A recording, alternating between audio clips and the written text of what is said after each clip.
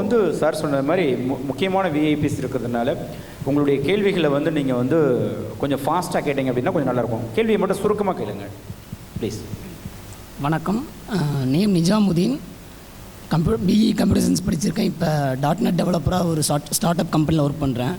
என்னுடைய கேள்வி வந்து சமஸ் சாருக்கும் மற்ற சிறப்பு விருந்தினர்களுக்கும் என்னென்னா, சார் வந்து சொன்ன பாயிண்டில் எனக்கு ரொம்ப பாதித்த இது என்ன அப்படின்னு கேட்டிங்கன்னா, சார் வந்து பயத்திலேருந்து வெளிவரதை பற்றி சொன்னார். அதாவது பயத்திலேருந்து வெளிவராத கல்வியே இல்லைன்னு சொல்லி சொன்னார். அது சம்மந்தமாக நான் கேட்குறேன். பயத்துலேருந்து வெளிவருது அப்படின்னா அது எப்படி, நம்ம அதை எதை தாண்டி எப்படி வரணும் அப்படின்னு சொல்லி கேட்குறேன். ஏன் அப்படின்னா, நானும் எத்தனையோ ஒடுக்குமுறைகளுக்கு ஆளாகியிருக்கேன். உதாரணத்துக்கு சமீபத்தில் நடந்த ஒரு பிரச்சனையை சொல்கிறேன். எங்கள் அக்காவுடைய குழந்தைகள் வந்து ஒரு தனியார் பள்ளியில் படிக்கிறாங்க. தனியார் பள்ளியில் படிக்கும்போது அவங்க ஆல்ரெடி குழந்தைங்க வந்து ஃபீஸ் கட்டிட்டாங்க. இருந்தும் அவங்க வந்து ஃபீஸ் கட்டலைங்கிற முறையில் தண்டிக்கப்பட்டிருக்காங்க. தப்பாக எடுத்துக்காதீங்க, எனக்கு தொண்டை தண்டிக்கப்பட்டிருக்காங்க. அது சம்மந்தமாக நான் போய் அந்த பள்ளி கல்வி நிர்வாகத்திலையும் கேட்டேன். கடைசியில் என்னாச்சு அப்படின்னா, அந்த பள்ளி நிர்வாக முதல்வர் வந்து என் மேலே கேஸ் போட்டு நான் அந்த மாதிரி காவல்துறையில் போய் நான் மன்னிப்பு கடிதம் எழுதி தர மாதிரி ஆச்சு. அதோடு இல்லாமல் அந்த குழந்தைகள் வந்து இந்த பள்ளிகளை வந்து நீங்கள் படிக்க வேண்டாம், நீங்கள் இந்த மாதிரி ஏதோ ஒரு பிரச்சனை பண்ணிகிட்டே இருக்கீங்க. அதான் நான் என்ன கேட்குறேன் அப்படின்னா, எங்கே போனாலும் நாம் தான் ஒடுக்குமுறைகள் ஆளாகிறோமே தவிர, சரி இந்த மாதிரி பயத்தை இப்படி தான் போக்குறதா, இல்லை எந்த வழி நாங்கள் பயத்தை தாண்டி வர்றதுக்கான வழி என்னன்னு சொல்லி உங்களுக்கு கேட்குறேன். இது அதுக்கும் படமாக அமையும். அதனால் பயத்திலிருந்து விடுதலைங்கிறதுல ரொம்ப முக்கியமான அம்சம் என்னன்னு சொன்னால், அதிகாரம் வந்து தான் கையில் வச்சுருக்கக்கூடிய மிகப்பெரிய கருவி எப்போதுமே பயம்தான். இந்த பயத்தை வச்சு தான் உங்களை ஆள முடியும். அது வீடாக இருந்தாலும் சரி, கல்லூரியாக இருந்தாலும் சரி, பள்ளிக்கூடமாக இருந்தாலும் சரி, ஒரு நாடாக இருந்தாலும் சரி. அப்போ பயத்தை வச்சு தான் ஆள முடியும் என்பதற்கு பயம் ஒரு கருவியாக இருக்கும்போது, எப்போ நாம் பயத்திலிருந்து விடுதலை அடைய முடியும் அப்படின்னு சொன்னால், இந்த பரிபூர்ண விடுதலைங்கிறது இது கொஞ்சம் ஸ்பிரிச்சுவலான விஷயம், வெறும் முழக்கம் கிடையாது. இந்த பரிபூர்ண விடுதலைங்கிறது நம்ம எந்த அளவுக்கு உண்மைக்கு நெருக்கமாக இருக்குமோ அந்த அளவுக்கு பயத்திலிருந்து நம்ம வெளியே வர முடியும். காந்தி என்ன பண்ணுவார்னு சொன்னால், காந்தி தான் மிகச்சிறந்த உதாரணம் எல்லாத்துக்குமே. காந்தி என்ன பண்ணுவார்னா, காந்தியினுடைய எல்லா ஆர்கியூமெண்ட்ஸும், பிரிட்டிஷ் கவர்மெண்ட்டுக்கு எதிரான எல்லா விதமான ஆர்கியூமெண்ட்ஸும் பாருங்கள், நிறைய பேர் கேட்பாங்க. இப்போ கூட சமீபத்தில் இரோம் ஷர்மிளா தோல்வி அடைஞ்சப்ப பலர் கேள்வி கேட்டாங்க, காந்திய வழிமுறைக்கெல்லாம் என்ன மதிப்பு இருக்குது இன்றைக்கி, உண்மையிலே காந்திய வழிக்கு வந்து ஏதாவது மரியாதை இருக்கா போராட்டத்துக்கு, இப்போல்லாம் அது எடுபடுமா அப்படின்னு. அடிப்படையான அம்சம் என்னென்னா, புரிதல் கோளாறு தான். காந்திய போராட்டம் என்பது அடிப்படையில் அன்பின் வழி போராட்டம். இப்போ நான் கமிஷனருக்கு எதிராக ஒரு போராட்டம் நடத்தலாம், ஆனால் காந்திய வழி போராட்டம் என்பது அவரை தனிப்பட்ட வகையில் தாக்குதல் நடத்தவே நடத்தாது, அரசாங்கத்தை வந்து கேவலமாக பேசாது. அது அறப்போராட்டம் அல்ல. நம்ம என்ன நினைக்கிறோன்னா, நம்ம கையில் ஆயுதம் கிடையாது, நம்ம ஒரு மேடை போட்டுக்குவோம். கவர்மெண்ட்டில் ஆரம்பித்து, போலீஸில் ஆரம்பித்து, கமிஷனர் ஆரம்பித்து எல்லாரையும் பச்சையாக திட்டும். அவ்வளோ வெறுப்பை கற்கிறது. பச்சையாக மீன்ஸ் கெட்ட வார்த்தை சொல்லி திட்டணுங்கிறது இல்லை, வெறுப்பை கக்கக்கூடிய வார்த்தைகளை போடுறது.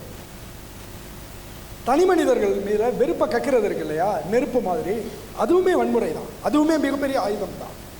அப்போ எடுத்தோடனே உங்கள்கிட்ட நீங்கள் யார்கிட்ட பேசணுமோ அவரோட மூக்கில் குத்திட்டு சார் நம்ம பேசுவோமா அப்படின்னு ஆரம்பித்தா, உங்களிடத்தில் என்ன விதமான அடிப்படையான நியாயம் இருந்தாலும் அவருக்கு மூக்கில் குத்து வாங்கினதுலேருந்து தான் அவர் ஆரம்பிப்பார். அப்போ நம்முடைய முதல் புரிதல் என்னென்னா, அறவழி போராட்டம் என்பது அன்பை அடிப்படையாக கொண்டது. எதிரி நம்மளை அடிக்கிறவராக இருந்தால் கூட அவருடைய கோபத்துக்கும் சேர்த்து நாம் பொறுப்பேற்றுக் கொள்ள வேண்டும். அவர்கிட்ட நம்ம அன்பு வழியாக தான் பேச முடியும். இரண்டாவது விஷயம், நம்ம தப்பாகவே பயிற்று வைக்கப்பட்டிருக்கோம், அவரெல்லாம் காம்ப்ரமைஸ் ஆகிடக்கூடிய ஆள், அவரெல்லாம் சரியான லீடர் கிடையாது அப்படின்னு. அது தப்பு. காம்ப்ரமைஸ் தான் மிகச்சிறந்த வழிமுறை, உறவுக்கான வழிமுறை. நம்ம அம்மா அப்பாவுக்கு பிறகுறோம், 2 பேர்லேருந்து பிறகுறோம். சாப்பாடு விஷயத்தில் 100% அவங்களோட ஒத்துப்ப முடியுதா? ட்ரெஸ்ஸில் ஒத்துப்ப முடியுதா? ஒரு வீடு, ஒரு தாய், அவர் வயிற்றிலிருந்து வந்தோம், அவங்க வயிற்றுலேருந்து தான் நம்ம சாப்பிட்ருக்கோம். ஆனால் பிறந்து வந்ததுக்கப்புறம் அவங்களோட சாப்பாட்டில் கூட ஒத்துப்ப முடியல. இந்த இந்திய நாடுங்கிறது பல்வேறு இனக்குழுக்கள், பல்வேறு மனிதர்கள், பல்வேறு ஆசாபாசங்கள், பல்வேறு அரசியல் அபிலாஷைகள், பல்வேறு கோபங்கள், பல்வேறு ஒடுக்குமுறைகள், இவ்வளவு சேர்ந்து ஒரு சமூகம் இருக்கும்போது அத்தனை பேருக்குமான விருப்பம் 10 ஸ்டேட்மெண்ட் நான் வச்சுருப்பேன், அந்த 10ஐயும் அப்படியே வந்து நான் பேச்சுவார்த்தையில் வந்து கமிஷனர் கூட உட்காந்து சாதிச்சுட்டு போகணுன்னா அது நல்ல வழிமுறை கிடையாது. அதே போல் கமிஷனர் வந்து 10ஐயும் நான் விட்டு கொடுக்க மாட்டேன்னு உட்கார்ந்தது, அதுவும் சரியான வழிமுறை இல்லை. விட்டு கொடுத்தல் தான் உண்மையில் இருவரும் பரஸ்பரம் நெருங்கி வருவதற்கான பாலம்.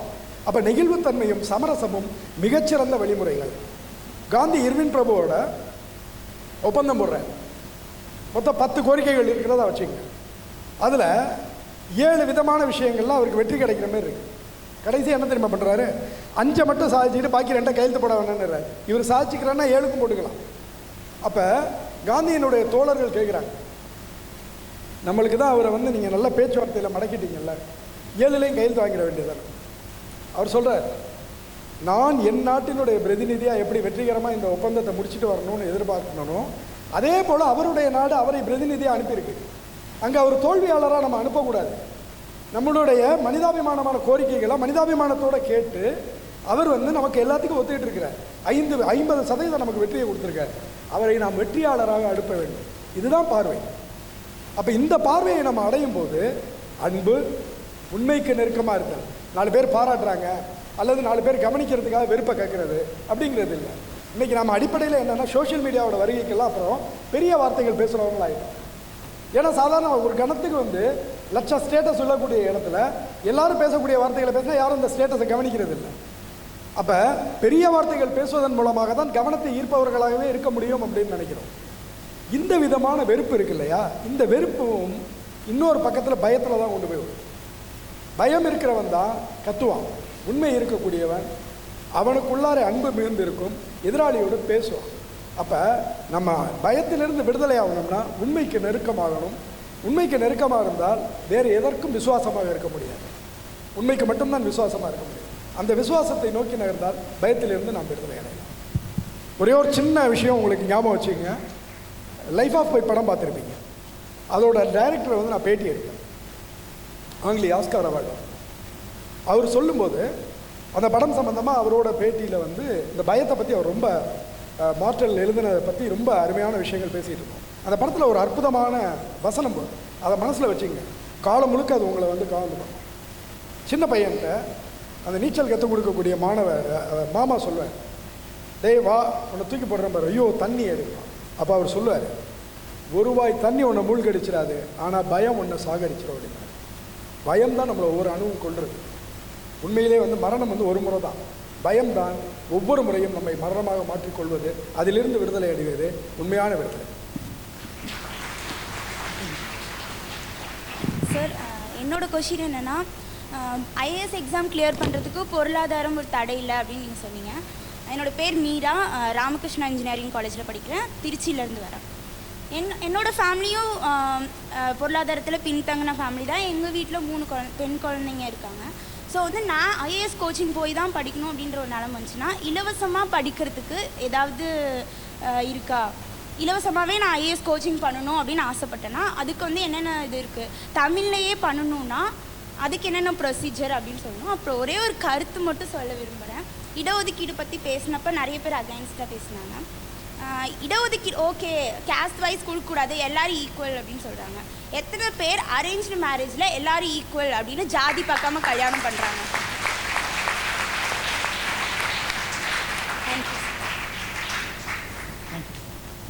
முதல் கேள்வி வந்து இலவசமாக வந்து அவங்க பயிற்சி பெறதுக்காக முதல் விஷயம் என்னென்னா, தமிழக அரசாங்கமே வந்து ஐஏஎஸ் தேர்வுக்கு வந்து பயிற்சி கொடுக்குறாங்க, அதுக்கான என்ட்ரன்ஸ் நடத்துகிறாங்க.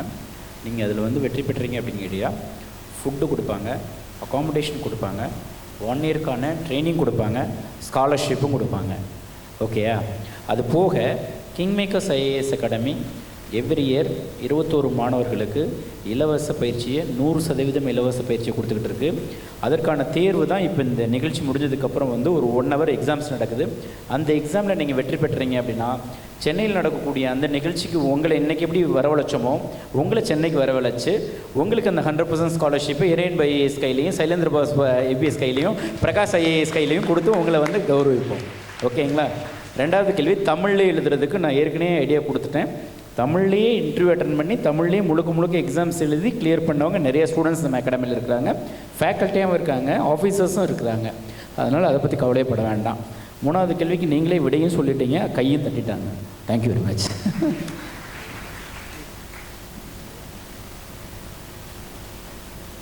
அனைவருக்கும் வணக்கம். இந்த பொருளாதார ரீதியாக நான் பின்தங்கி இருக்கேன், என்னால் வந்து படிக்கிறதுக்கு அரசாங்கத்தில் ஏதாவது உதவி இருக்கா அப்படின்னு சொல்லிட்டு சகோதரி கேட்டாங்க. அதில் நிறைய விடைகளை வந்து நம்ம பூமி சார் சொல்லிட்டாங்க. அது இப்போ ஒரு சென்னை அளவில் அவங்க சொன்னாங்க. இப்போ ஒரு மாவட்டத்துலேயுமே பார்த்திங்கன்னா இருக்கக்கூடிய மாவட்ட நூலகத்தில் வந்து இந்த ஐஏஎஸ் தேர்வுக்கு படிக்கக்கூடிய அனைத்து புத்தகங்களுமே அந்த ஒரு மாவட்ட நூலகத்தில் வச்சுருக்காங்க. அங்கே வந்து ஒரு வாசகர் வட்டம் அப்படிங்கிற மாதிரி வச்சுருக்காங்க.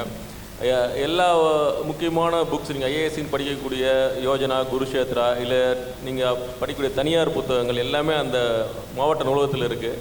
இந்த மாவட்ட நூலகத்துக்கு போய் படிக்கிறது மூலமாக நீங்கள் எந்த புத்தகமும் வாங்க வேண்டியதில்லை, அங்கே இருக்கக்கூடிய புத்தகங்களே வந்து படிச்சுக்கலாம்.